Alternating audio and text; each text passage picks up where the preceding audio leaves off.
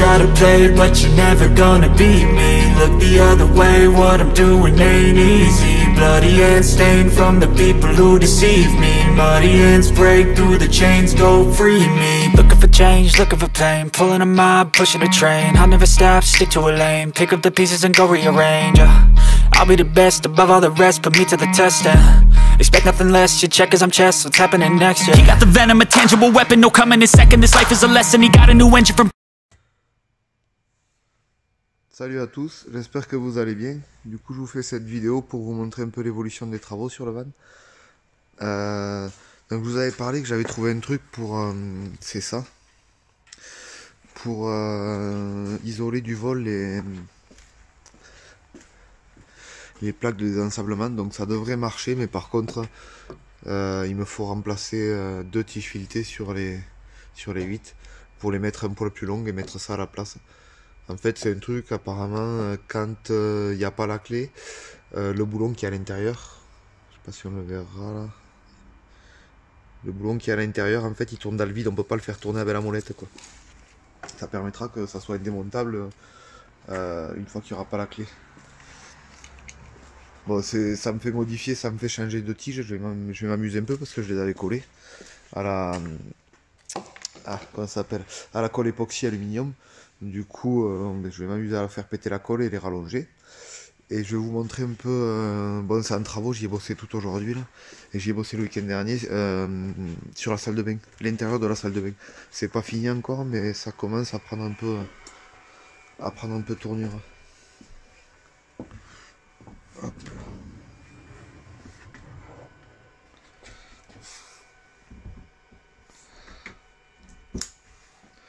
Donc là c'est une porte que j'avais fabriquée, je vais m'éloigner un peu qu'on la voit.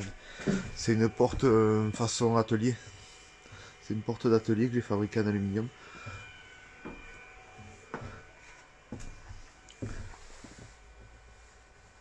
Hop. Donc voilà, donc là la cloison arrière. J'ai d'abord isolé au liège, ensuite 2 x 45 de laine de coton et ensuite j'ai fait une armature en bois pour venir soutenir cette cloison, qu'elle soit costaud, et entre chaque latte de bois j'ai mis du TMS en 25 et que j'ai collé, j'ai fait toute une armature en bois parce qu'en plus c'est cintré quoi, cette cloison là je sais pas si on le voit mais on est obligé de la faire cintrer quoi. Vu que c'est cintré et que le TMS c'est bien droit, il m'a fallu l'entailler, le faire en petits morceaux et faire des barres en travers pour tenir le TMS autant que je le colle. Je vous mettrai des photos de tout ça, du montage. Donc du coup il y a quand même triple isolation. En plus le TMS je l'ai collé au PU, j'ai fait jouer tout le tour, donc du coup ça m'étanchéifie la salle de bain par rapport à la laine de coton. Parce que il faut mieux quand même des isolants qui ne craignent pas trop l'humidité derrière les parois de salle de bain. Mais bon là ce qu'il y a de bien c'est que j'ai le gros renfort là qu'il y a là sur les Ducato. Du coup je suis passé à ras devant avec le TMS et je perds pas trop de place et il m'embêtera plus quoi. Maintenant il est là, il me gênera plus parce que c'est le seul qui dépasse sur ces porteurs et je savais pas trop comment faire.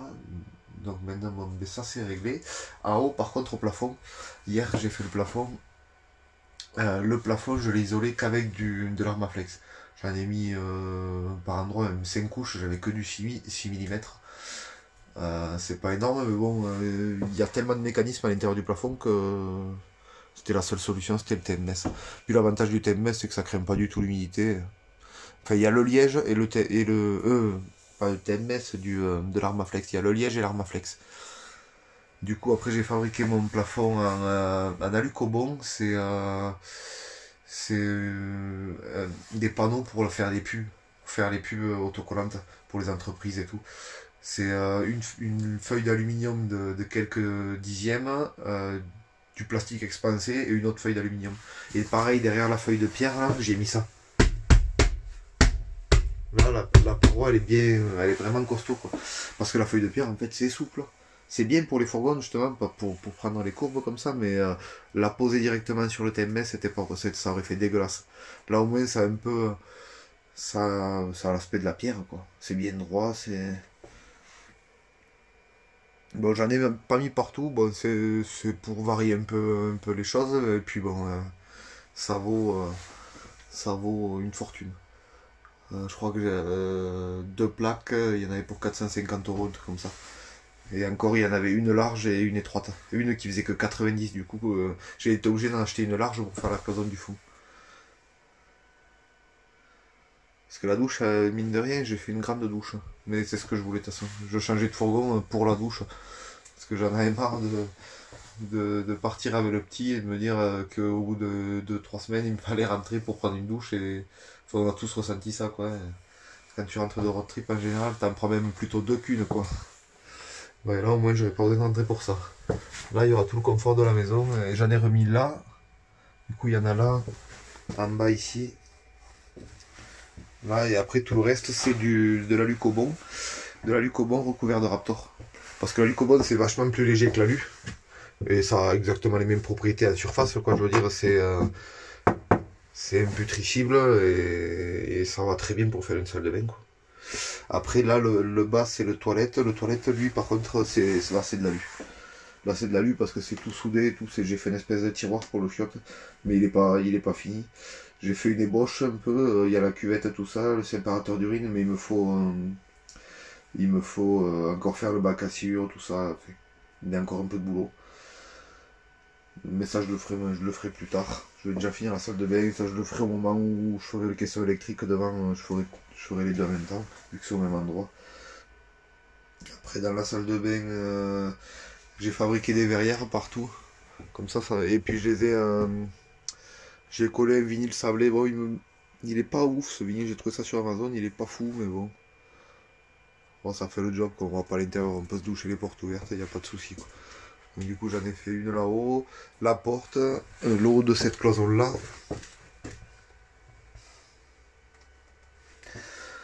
Là, j'ai mis, ce matin, j'ai posé un porte-savon. Ils sont pas mal, il est pas mal, c'est bien foutu. Dedans, il y a une espèce de membrane en caoutchouc et tout, ça devrait être pas mal. Ça devrait durer.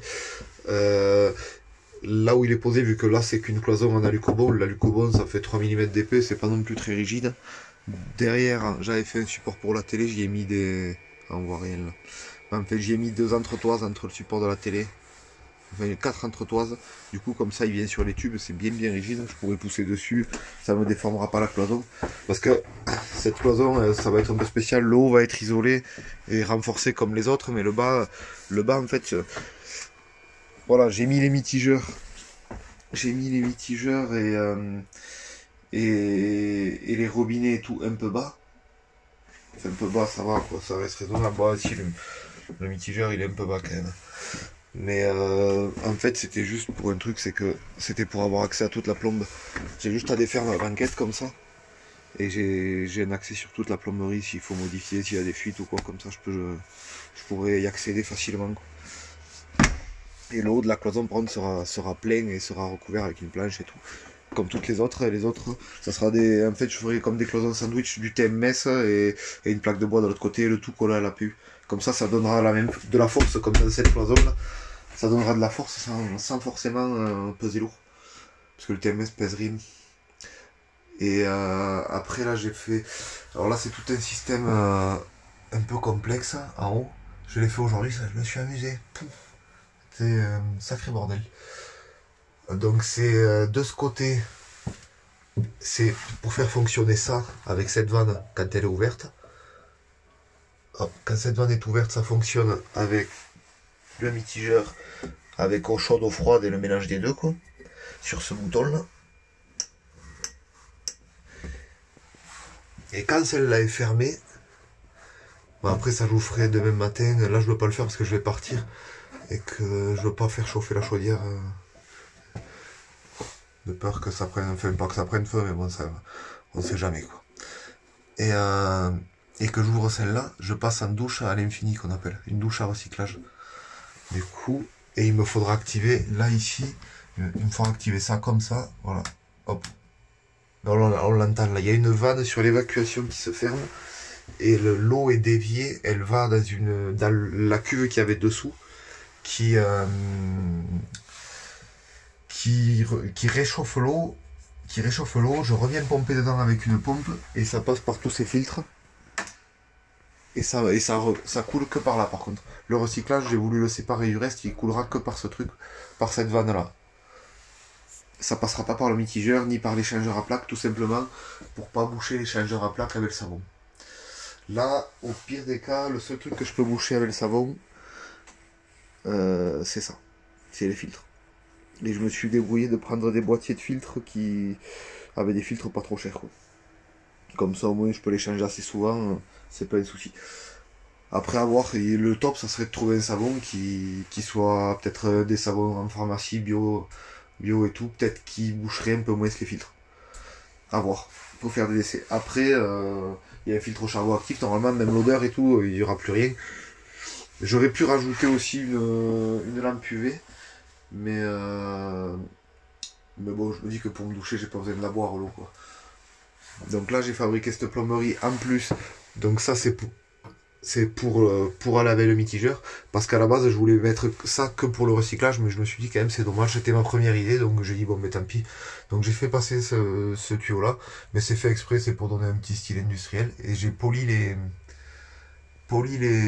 cuivres et tout. J'ai essayé de faire ça au plus propre. C'est la première fois que j'en faisais de la plombe, donc on fait comme on peut, quoi. Et la troisième vanne, c'est tout simplement, je l'ai bricolé, c'est l'interrupteur. C'est l'interrupteur de la lumière. Comme ça, il est pratique quand on rentre dans la salle de bain. On l'a de suite à portée de main. Et après la vanne, voilà, la vanne, une fois que j'ai fini mon recyclage, que je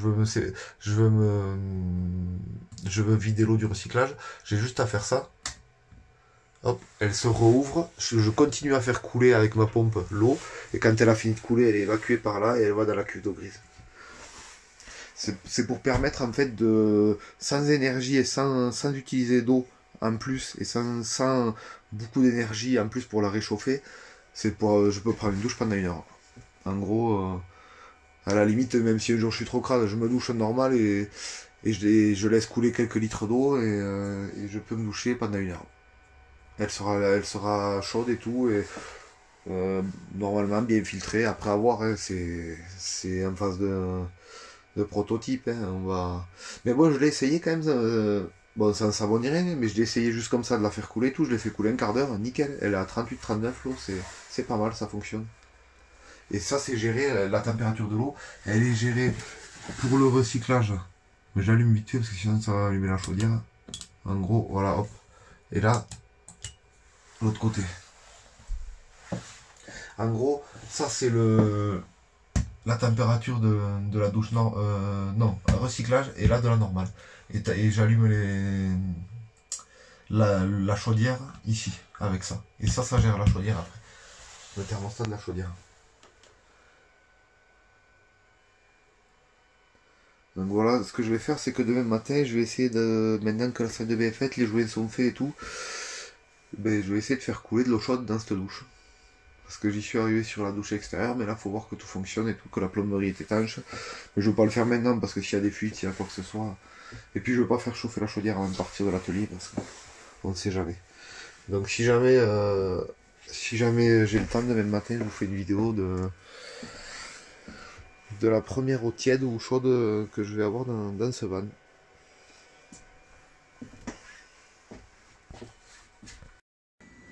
Donc comme je vous avais dit hier, aujourd'hui on va essayer la plomberie, refaire un test de la chaudière, voir si ça fonctionne.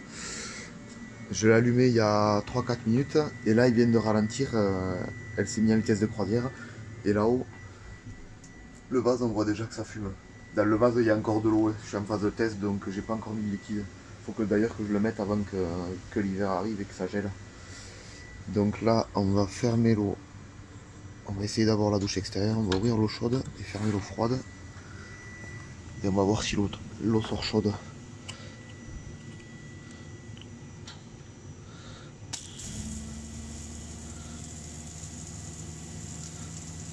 Ça y est, là elle sort chaude. On le voit, ça fume et tout. Elle est même trop chaude. Donc nickel. Donc maintenant on va pouvoir essayer dans la salle de bain. Donc j'ai juste, tout à l'heure, j'ai juste essayé, j'ai purgé le système à l'eau froide. Donc là, on va se mettre comme ça, on va se mettre en eau chaude. qu'elle soit chaude. Ouais, pareil, ça y est, ça fume.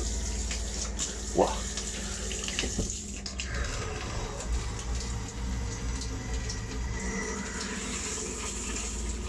Ouais.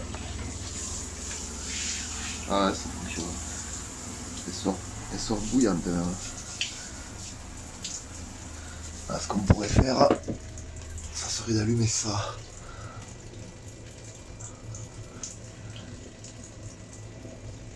Je sais pas s'il fait.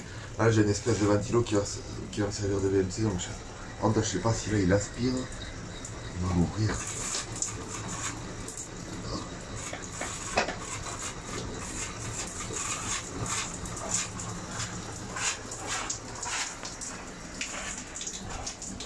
Qu'est-ce qui se passe là?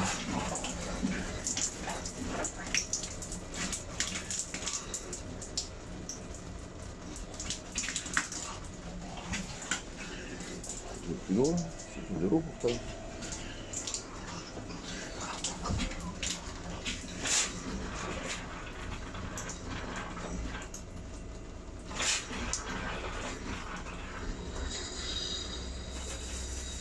Ah, c'est que j'avais appuyé là-dessus.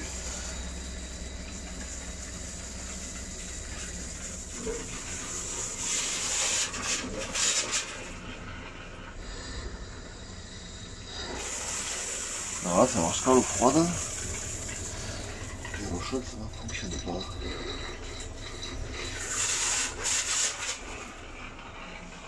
Il doit y avoir de l'air quelque part.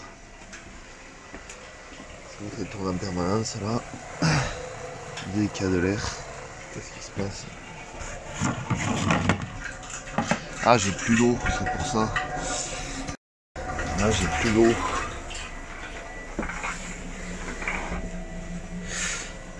Donc, quand j'ai plus d'eau, ce que je peux faire, c'est hop, l'eau chaude et on va en remplir avec ça.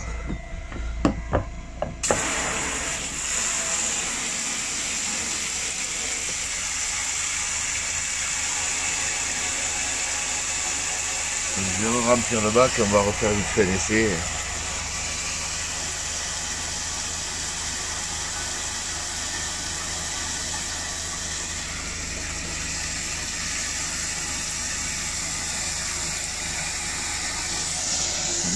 Je vous reprends après.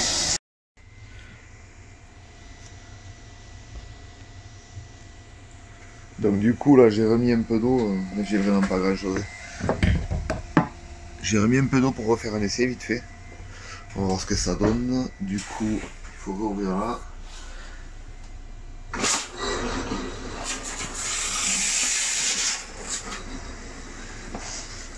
Il faut le temps que ça se repurge un peu. Et déjà elle sort chaude, ça fume.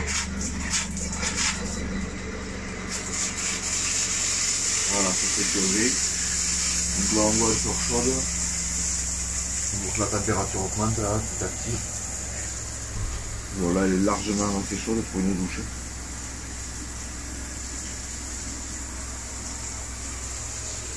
Ah, on va allumer ça là-haut que.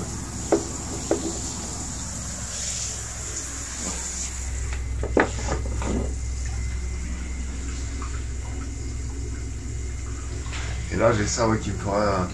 C'est un lanterneau ventilé, ça me servira de VMC, il tourne dans les deux sens, il extrait l'air. Là il l'extrait mais il peut la faire rentrer. Par exemple si je cuisine, je pourrais la faire rentrer là et sortir là-bas, j'ai le même. Ça fera une boucle du coup. Donc là l'eau elle sort chaude, ça fume.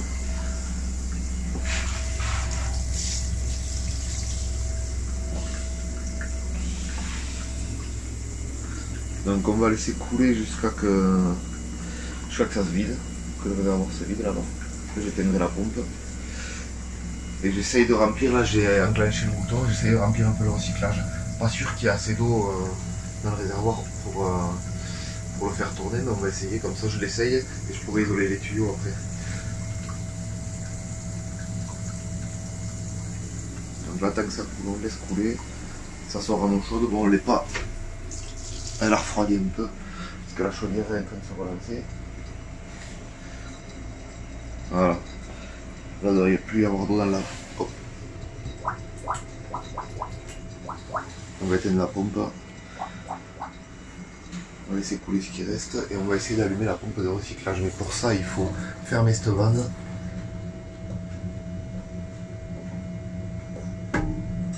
Elle va être fermée celle-là et ouvrir celle-là.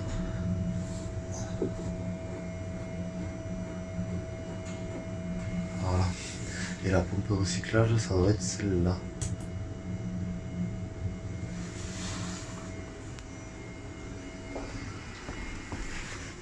Non, elle tourne pas, c'est pas celle-là. Ah mais oui, d'accord. Ah oui, je comprends pourquoi le Warrior refroidit. Parce que celle-là, c'est la pompe circulateur. C'est le circulateur qu'il y a là, derrière le ballon là-bas. Ah ouais, si j'avais pas allumé le circulateur, forcément, elle refroidit un peu l'eau. Et ça va être celle-là. Et non. Pourquoi elle se lance pas celle-là de pompe?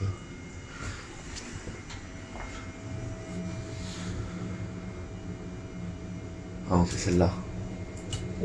Ça, c'est le circulateur.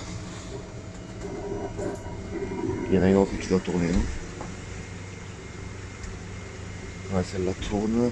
Celle-là tourne. C'est peut-être celle-là, ça.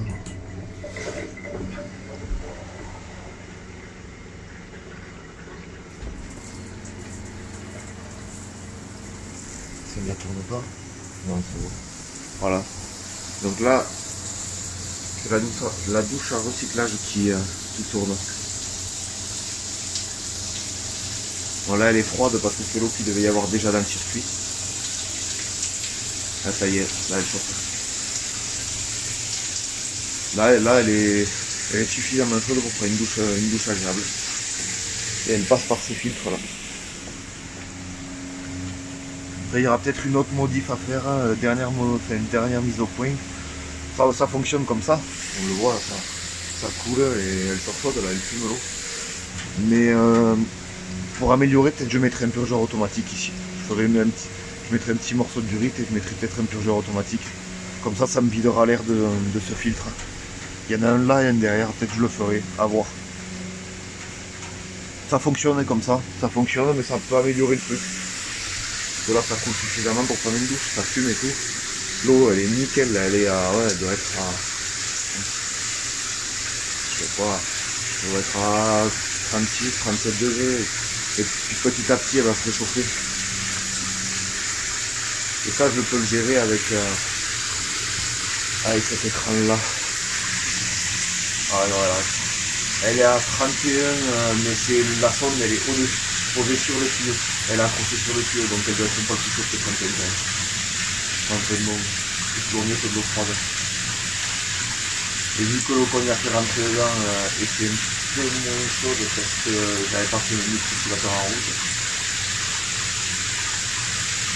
C'est pour ça que on a su quand même, ça y est, ça réchauffe.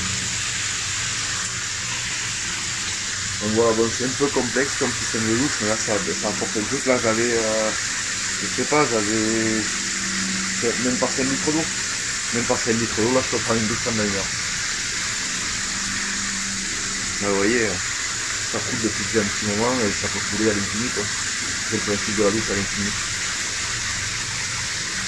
Bon par contre, il n'y a pas encore les joints de la porte et tout, ça me fout de l'eau partout, porte ouverte, mais on a l'infini un peu là-bas. Donc voilà, ouais, le système de douche à l'infini.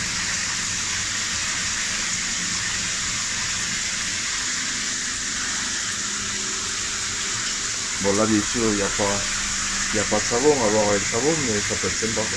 Ça peut amener un confort.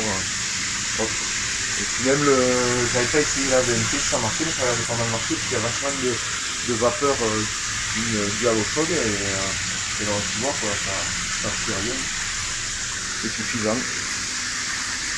Voilà, donc je reprendrai quand j'aurai avancé sur la salle de bain là. Je vais purger mon système, du coup je vais rebasculer là, j'ai juste à rouvrir cette vanne, hop, je vais enclencher ce bouton, la vanne s'ouvre et l'eau qui est évacuée, au lieu de partir dans le ballon tampon qui réchauffe l'eau de la douche à l'infini et passer par les filtres, elle va directement dans la tube une fois que j'ai fini la douche à l'infini. Après voilà, à voir quand ça sera à l'utilisation, voir Si à chaque fois il faut changer l'eau, bon, c'est possible, ou est-ce que je peux prendre plusieurs douches avec. Ça sera suivant la qualité des filtres et tout, et la façon dont ça filtrera le savon, quoi. Et en fonction, ben, on ajustera, puis même les savons, peut-être qu'il faudra en essayer plusieurs, pour trouver ce qui bouche le moins que les filtres, quoi. Je pense pas que ça les bouche immédiatement, mais c'est possible qu'il faille les changer assez souvent, enfin, tous les mois ou tous les 2 mois. À voir. Je sais pas, j'ai pas de recul encore pour savoir ça, mais je me doute que ça risque de poser, le savon risque de poser problème. Parce que, en tout cas, sans savon, ça fonctionne très bien. Hop, voilà, ça finit de se purger. Et une fois que ça s'est purgé, ça coule plus trop. Ouais. Ah, elle tourne encore, donc c'est pas ça, ça s'est tiré la tête. Ah oui, c'est la première. Ouais, c'est un peu complexe. Il y a pas mal de boutons, mais bon, voilà, c'est un coup à prendre. Une fois que je saurai où ils sont tous, il n'y aura pas de souci. Ah, et on entend la chaudière là qui tourne. Et voilà, et là ça fume. Là c'est chaud. Dans mon ballon c'est chaud, et l'échangeur à plaque, c'est lui qui fait l'eau chaude. Ouais, il est chaud. Et tous les tuyaux sont isolés. Ouais, ça isole pas mal parce que là je peux y poser la main. Là c'est du cuivre à l'intérieur, dans ceux-là. Les deux qui remontent de la chaudière. Honnêtement, quand il n'y a pas ça, on n'y pose pas les doigts. Ils sont vraiment brûlants ces deux-là. C'est pour ça d'ailleurs que j'ai des faits en cuivre et que j'ai des parfaits en durite souple, ceux-là. Et en même temps, là, si je fais toucher ça sera loyer l'interrupteur, mais normalement j'avais calculé. Ouais, voilà. Si je fais toucher ça, ça fait tourner ce circulateur qui descend dans le plancher chauffant. Et là, ce que je ferai, je pense, c'est qu'à prendre une douche et à faire chauffer la chaudière, comme ça, le ballon, à l'hiver, à la fin de chaque douche, plutôt que de perdre toute cette énergie qui est stockée là-dedans et dans tout le système, ben, je balance ça dans le plancher chauffant. Du coup, ça circulera le temps que ça refroidisse, ça circulera dans le plancher, et ça amènera de la chaleur dans le sol, et elle sera pas perdue, quoi. Plutôt que de laisser refroidir le système connement sans rien. Et puis après l'été par contre, l'été je fermerai les deux vannes là. Je fermerai les deux vannes et j'activerai pas l'interrupteur du plancher chauffant. Et voilà. L'avantage aussi du plancher chauffant, c'est que ça m'amène encore plus d'inertie parce que le liquide qui est à l'intérieur va circuler là dans le plancher, et là du coup ça augmente un peu la capacité du ballon et la capacité en liquide refroidissement. Du coup c'est pas plus mal, quoi. La chaudière tournera moins souvent que l'été. Enfin, quoi que l'été, avec la chaleur, elle aura pas besoin de forcer beaucoup pour chauffer l'eau. Donc voilà, je vous reprends, je vais continuer la salle de bain. Moi, je vais nettoyer un peu tout ça pour pouvoir y bosser. Et je vais continuer ça et voir si je trouve, si j'ai des tiges filetées. Je vais changer les deux tiges filetées. Donc du coup, le temps, comme je vous disais, là, le temps que la salle de bain sèche, j'ai changé les deux tiges filetées. Et j'ai installé mes antivols là sur les... Et ça fonctionne. Donc du coup, là, quand je dévisse, ça ne se dévisse pas. Le boulon tourne à l'intérieur. Enfin, ne tourne pas à l'intérieur. Voilà, et là...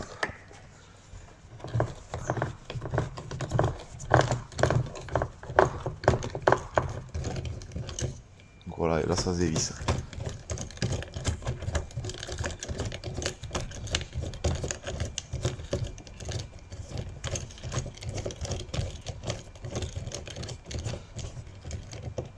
C'est pas commode avec les clés.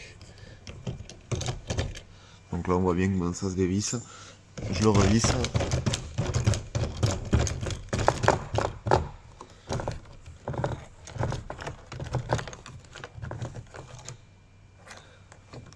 Et hop, je tourne la clé, je retire la clé, et là on peut plus la démonter. Et là pareil. Une fois qu'il n'y a plus les clés, comme ça on peut plus me les tirer. Donc je trouve ça pas trop mal. Surtout que c'est pas excessif, je sais plus, j'ai dû payer ça un peu moins de 10 € chacun. Ça fait 2 clés en plus, mais bon, ça vaut le coup. Je veux dire, il n'y a pas besoin de s'en faire voler de jeu pour l'amortir, quoi. Parce qu'au prix que ça vaut ces trucs, ça fait pas non plus très dégueu, c'est pas dangereux, quoi. Tous les bords sont arrondis. trouve que le principe c'est simple, efficace, quoi, ça fonctionne. Puis là en plus vraiment pour les tirer ça serait compliqué. Enfin, il y en a pour le moment quoi. Même si un jour je perds les clés, je vais m'amuser pour les retirer. Donc voilà, donc là je vous laisse et je vais continuer ma salle de bain du coup. Je vous reprendrai après ça. Donc là j'ai avancé un peu sur la salle de bain. J'ai fait un porte-serviette en cuivre là, comme ça je mettrai la serviette là. Et là à la limite je pourrais mettre ou une autre serviette ou des fringues derrière la serviette. Vu que la salle de bain elle est vachement grande, peut-être que ça, elles se mouilleront pas, ni les serviettes ni les fringues vu que je les ai mis en haut. Ça à la base je voulais faire un sèche-serviette chauffant, sauf que il est à cette hauteur là. Et du coup il aurait fallu mettre le vase, donc je suis à quoi? Je crois que je suis à 14 du plafond. Le vase est là, donc c'était pas vraiment possible. Dommage, mais bon c'est pas grave, vu ce qu'il va y avoir juste là en face là, il n'y en aura pas vraiment besoin, elle séchera la serviette. Et voilà, donc j'ai ajouté ça pour pouvoir accrocher les fringues derrière la serviette. Ça, et j'ai fait une poignée aussi pour la porte. Parce que j'avais fait la porte mais j'avais jamais pris le temps de faire la poignée. J'ai fait un truc simple mais voilà, c'est pratique. Ça encombrera pas trop le couloir non plus. Voilà. Il me restera à y faire les butées, mais je les ferai quand j'aurai fait la cloison. Et là je vais attaquer à isoler toute ma plomberie et à pré-câbler les fils pour la télé. Là je ai mis tout ça pour comme ça je pourrais faire ma cloison après là de ce côté. Donc voilà, je vais vous laisser là-dessus et puis à la prochaine vidéo.